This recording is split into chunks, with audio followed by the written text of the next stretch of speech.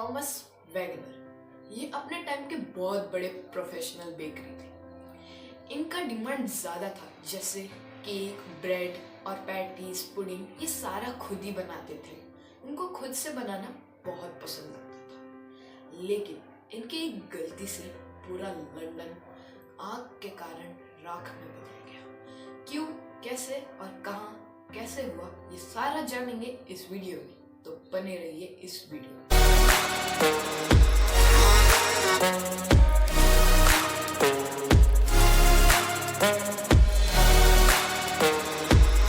वो साल था 1666। उस दिन का दिनांक सितंबर 2 था। इस समय थॉमस का शाम का वक्त था। उस समय उसने अपना सारा डिलीवरी खत्म कर दिया था और अगले सुबह के लिए वो प्रिपेयर कर रहा था। हमेशा की तरह वो शाम को निकल जाता है। धीरे धीरे शाम रात में बदलता। उस बेकरी में एक ही हेल्पर थी। वो वही बेकरी में सोती थी और थॉमस का घर ऊपर था बेकरी के। जब सबसे लास्ट में उसकी 23 साल की बेटी सोने गई थी, तो तब उसने क्लियरली मेंशन किया था कि जब वो गई थी किचन के सारे फायरवुड्स बंद थे। उस टाइम पे उसे वो ओवन बोलते हैं। जब देर रात हुई तब थॉमस को धुआं आने की महसूस हुई। इतने में वो पहचान गया कि पूरा बेकरी आग में जल गया है। वो अपने परिवार को उठा के लेकर बाहर जाता है और हेल्पर को किसी तरह हेल्प करने की ट्राई करता है, लेकिन वो वहीं पे विक्टिम बन जाती है। पहला शिकार आग की। घर पुडिंग के लेन में था। उसने अपनी जान बचाई थी तो वो अपने घर के विंडो से दूसरे के छत के ऊपर कूद के अपने फैमिली और उसकी जान बचाई थी, लेकिन हेल्पर की कर ही नहीं पाता। इतने में शोर हलाल में सारा एरिया, मतलब वहाँ के लोग जग जाते हैं और कैसे भी करके आग को बुझाने के लिए सोचते हैं, लेकिन इतने में आग आउट ऑफ कंट्रोल हो जाता है। उस समय एक वॉचमैन को इंफॉर्मेशन दिया था कि कहीं पे भी अगर आग लग गई तो हमें जल्दी इंफॉर्मेशन करना चाहिए।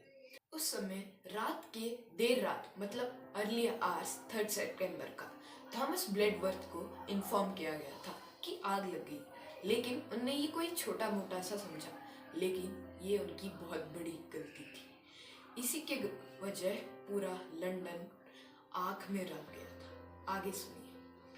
इसके कारण उन्हें छोड़ दिया। ऐसे करते करते सारे लोगों ने अपनी जान बचाने के लिए अपनी कीमती वस्तुओं को लेकर भागने में ही भला समझा। सारे लोग उसी समय भाग गए, लेकिन फायर अभी तक नहीं रुका था, क्योंकि उस समय समर की टाइम थी।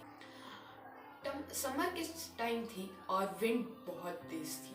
ये दो काफी है आग को जारी रखने के लिए। जैसे वहां के घर वुडन के बनाए जाते थे, ये फायर लगने के लिए बहुत हेल्पफुल होता है, ये भी पता है, लेकिन वहां के लिए बहुत हार्मफुल हो गया। ऐसे ऐसे करते द किंग चार्ल्स सेकंड को ये इन्फॉर्म कर दिया गया सुबह। उनने अपने असिस्टेंट एडवाइजर को कहा तो 3 घर को गिरा दिया जाए, लेकिन इससे कुछ फायदा नहीं हुआ। ऐसे करते करते आग की रफ्तार बहुत तेज हो गई। उस टाइम में बहुत इतना टेक्नोलॉजी भी नहीं था कि पानी जैसे फायर एग्जीबिशन अब है वैसा उस टाइम पे था ही नहीं। बाल्टी भरो फेंको। उस टाइम की बहुत बड़ी गलती ये भी थी कि लोग अपने कीमती वस्तुओं को लेके भाग रहे थे, जबकि आग को बुझाने का कोशिश ही नहीं कर रहे थे। ये हालात देखते देखते वहां के लोगों ने स्टेट ऑफ इमरजेंसी डिक्लेयर कर दिया और चार्ल्स टू ने अपने भाई को एंडर किया,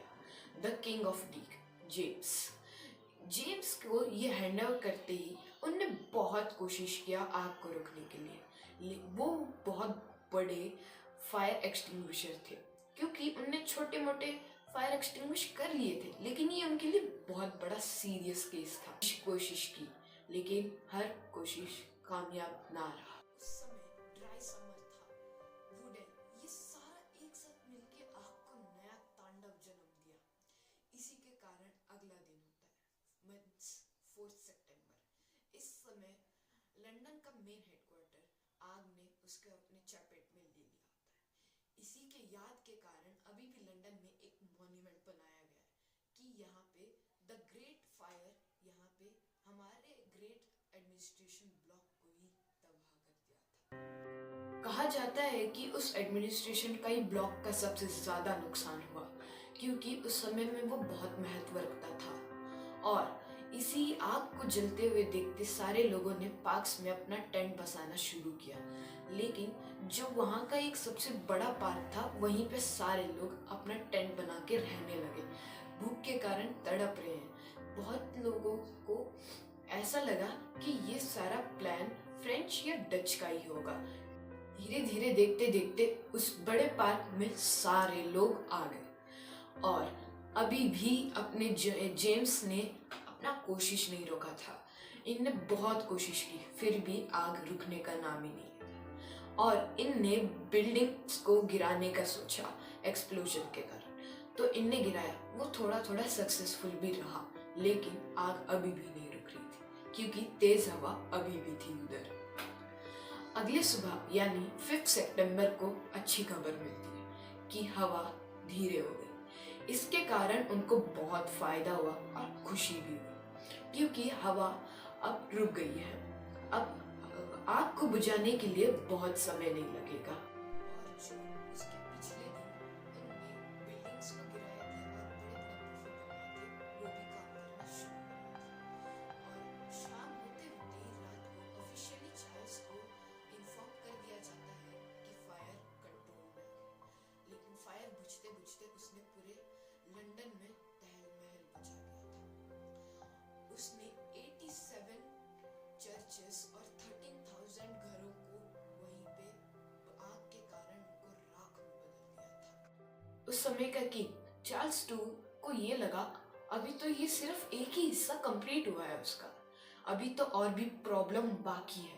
जैसे जो उस पार्क में लोगों थे, इनके ये हालत देख के उन्होंने ये सोचा कि ये एक रेवोल्यूशनरी अटैक भी शुरू हो सकता है।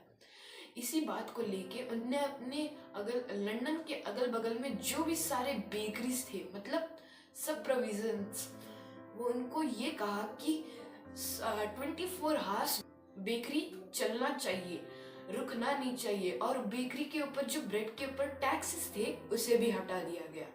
और एक घुड़सवारी ग्रुप्स को कहा गया कि इनको पानी प्रोवाइड करना रुकना नहीं चाहिए।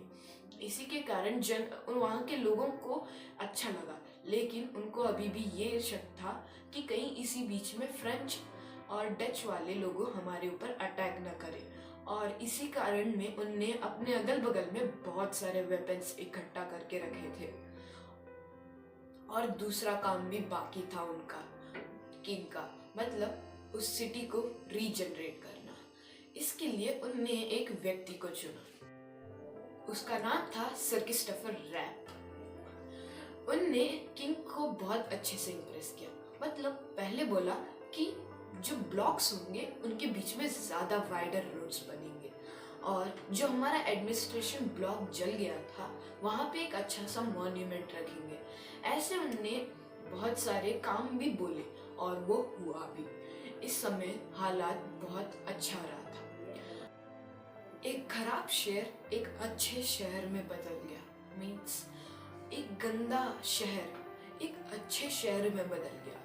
मतलब वहाँ पे जब भी बारिश होती थी तो सड़कें पूरे पानी में भर जाते थे। वहाँ पे नालिए भी ठीक से नहीं बनाए गए थे। मतलब सीवेज सिस्टम वहाँ पे अच्छा नहीं था।